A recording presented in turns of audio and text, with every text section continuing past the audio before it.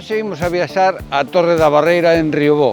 Non sen dificultade porque para chegar aquí é bastante complicado atravesar por entre as toxeiras, os fentos e as silveiras. Ao final demos con ela e estes son os restos que quedan da Torre da Barreira.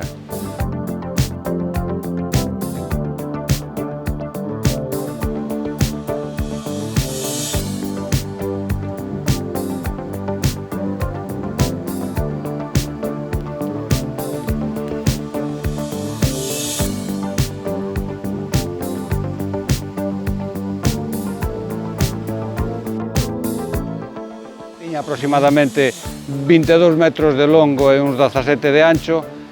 Foi construída no século XII, en 1111.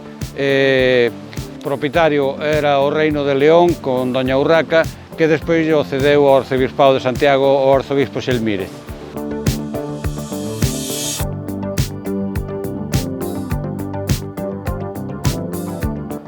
A torre estaba asentada aproveitando o meandro que forma o río a modo de foso natural, e quedando un único acceso pola parte este da edificación. Aínda que nos libros sempre se lle denominou torre, o certo é que era unha fortaleza, con dúas torres frontais con base cadrada e outras dúas con base circular que daban ao oeste. Foi derrubada polo propio Xelmírez no seu asedio a Pedro Arias, que se atrincherara nela. En 1342 era propiedade de Vasco Pérez, pero foi despoxado de novo polo Arzobispado de Santiago. En 1379 apoderouse dela Pedro Enrique de Castilla, neto de Alfonso XI. Reedificouna de novo e durante un tempo foi refuxio dos que lle chamaban os golfiños, que eran uns mercenarios que, cando non había guerras, para poder sobrevivir, eran auténticos bandoleiros que asaltaban camiños, mentras en tempos de paz non tiñan traballo porque eran mercenarios en loitas e batallas. Incluso sirveu, digamos, de oficina de recaudación dos impostos feudales de toda a comarca. E outra vez o Arzobispado de Santiago recuperaría despois de un pleito ante a Real Audiencia en 1384. En 1420 volve ao fillo de Pedro Enríquez, Fadrique, e na segunda revolta irmandiña foi destruída unha vez máis e reconstruída para quedar completamente abandonada hasta o día de hoxe. Posiblemente debaixo desta construción haxa algún segredo ou poidan aparecer máis restos que tamén teñen a súa lenda propia. Imos a dar un paseo entón polo contorno desta Torre da Barreira a ver se atopamos algunha cousa máis, o que si nos vamos a topar con dificultades que en algún momento teremos que ir incluso agochados para salvar os obstáculos de carballos que están caídos.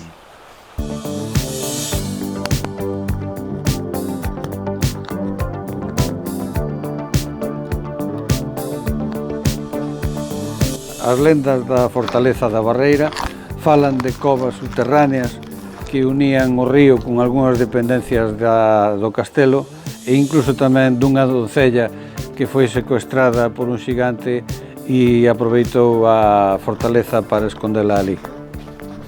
Un pouco máis arriba hai unha cova que ten man artificial. O teito parece que está traballado con un cincel e incluso hai un asento dentro da cova e, bueno, si pódese ver restos desa construción, en algún momento restos dos muros e incluso de algúns cimentos desta Torre da Barreira. O estado de abandono provocou, digamos, un pouco o saqueo das pedras que servían para a construción da Torre da Barreira e, de feito, utilizáronse para a iglesia do Codeso, casas da parroquia de Riobó e incluso, como xa falamos no capítulo de a fábrica de papel que está aquí pretiño, pois tamén serveu para facer parte da construción alá polo ano 1734.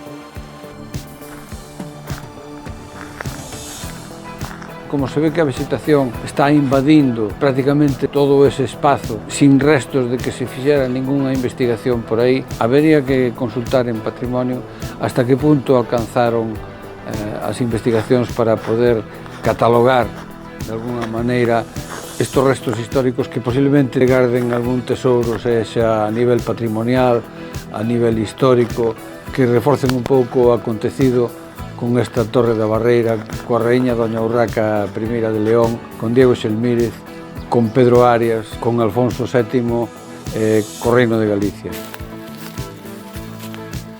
E agora emprendemos o camiño de volta a ver se podemos chegar por donde viñemos. Malo será porque seguindo o curso do río en algún momento chegaremos a estrada que vai dende Liñares a Oca. Polo menos a bicicleta xa atopamos.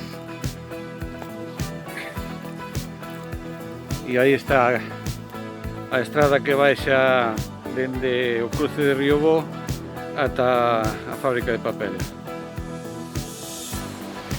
Esperamos que disfrutedes desta viaxe como sempre.